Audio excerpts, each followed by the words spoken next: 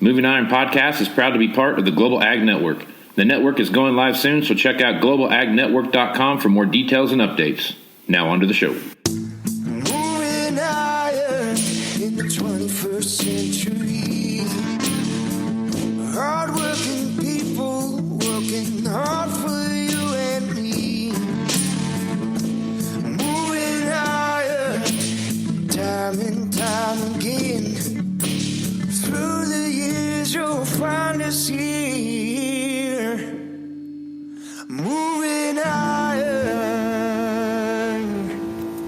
Good morning and welcome to Moving Iron Podcast Market Rundown with Angie Setzer. Angie, it's the Thanksgiving Eve here, and we've got a little bit of all kinds of fun stuff going on, whether it's harvest or stuff in the news about trade policy and CFOs getting fired up or whatever it might be. So what happened with the markets yesterday and where things headed today? First of all, your definition of fun is relatively loose, sir. Yeah, we're really just, we saw, a poll released yesterday, and you could say from the, you could question the news source, because I know someone out there will, but it came from CNBC. To 75% of CFOs polled believe that the next 6 months, U.S. trade policy is going to be very tough on their business for the next 6 months. And it's true. I always say that uncertainty favors the bear. And so, when you're talking about market structure, bears tend to sell or move the price lower or anticipate the price to move lower. And I always ask guys, if you're expected to buy, are you going to when you don't know what's going to happen? You don't know if it's a good deal or not. And so, there's some out there with guts to step in when everyone else is selling and try to buy. We call it catching the knife in the market. Good luck catching the knife. Let me know how it works for you. And so that's where we're at right now is there's just a real concern that we're going forward. We're going to see some continued trouble with what's taking place. From an economic standpoint, we have seen some really significant growth in the economy. So obviously after a while, we cannot maintain that, we're not China. Right. That was kind of a joke, but still, it's really one of those things that right now the outside markets are giving us some pressure.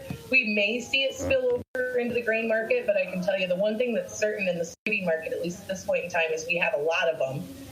So that's not necessarily something that would be bullish. So I saw an analyst kind of come out and say, and I think I said it out loud, but sometimes how you don't know if you've said it out loud or not or just thought it. But, we're debating right now between a soybean carryout of 750 million bushel or a billion bushel. Neither one of those are really friendly to price. And then we also have the hot potato argument of who's going to take what acres next year.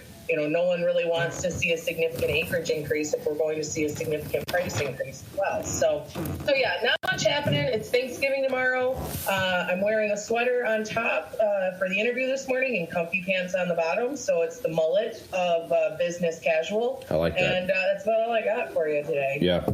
Yep. Well, today is going to be an absolutely quiet day. It's the day before holiday, and they always are. Not a lot takes place. If something does happen today, something catastrophic happens. So keep your fingers crossed that there's not a rogue tweet that comes out somewhere that sets the world on fire. So, but we're already seeing. I think I just saw one come out here this morning that he wants to keep pushing oil prices lower. So that combined with the idea that we're going to see the RFS reset in January is not necessarily friendly to corn. Yeah.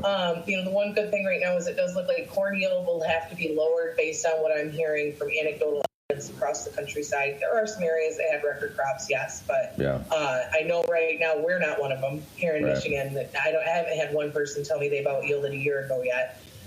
So it's just really. It could be exceptionally volatile today with a big move one direction or another just because of such, it's a holiday trade, thin trade. Friday could be extremely volatile as well, but otherwise, we're going to be kind of working our way into holiday mode, which typically is quiet, as we work towards the end of the year. Next week, we have the G20 summit. Other than that, just kind of here.